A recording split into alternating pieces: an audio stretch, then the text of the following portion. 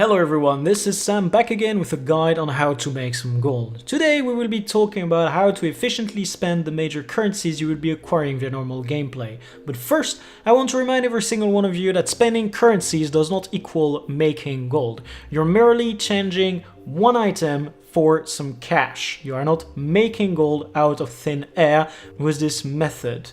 Anyways, we will not be talking about targeted farming of specific currencies in the goal of spending them, but instead how to make the most of what you normally have lying around in your wallet. That means you can get started right now, so buckle up, it's gonna be a long one.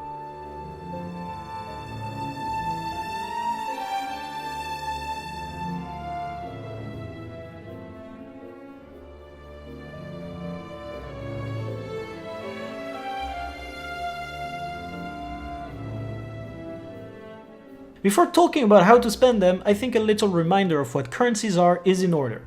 They are account-bound values that you can exchange for items that you can then trade to other players. Essentially, they allow you to buy items from vendors that other players will then buy from you. Arena.net has a strong use for currencies in the form of faucets for specific items or sinks if they add an extra vendor. We're going to go through all the currencies in the wallet and how to best spend them, but in this first video we will focus on the general currencies. Among the general currencies, karma is the first one, and with the many items you can acquire with it, it can be a little tricky to know what to do. There are two ways that we'll talk about that are quite slow but a good gold per karma ratio. You can buy fine rarity armor at many karma vendors and then forge it to get some armor that you can either trade or salvage. I strongly recommend going for the vendor in Blood-Tide Coast that sells you the cheap gloves because you can forge them and get a lot of money from salvaging them for cotton and linen.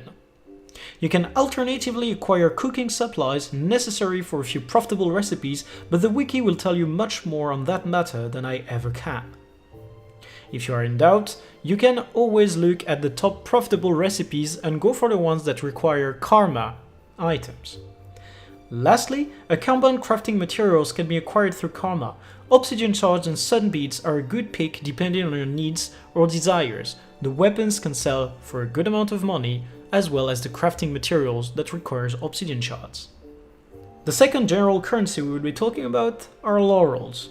While the T4 craze led by the Generation 2 legendaries has lowered, the need for Tier 6 materials has remained constant for a very long time. As such, spending your laurels on the T6 bags is always a good idea, especially when in need for a quick buck.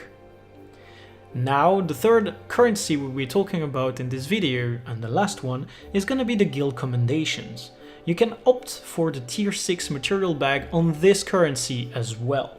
Getting a lot of Tier 6 materials does remain a good plan, even if they can be farmed by other players. We've mentioned them before and we mentioned them again there because they are definitely a good way to get some cash.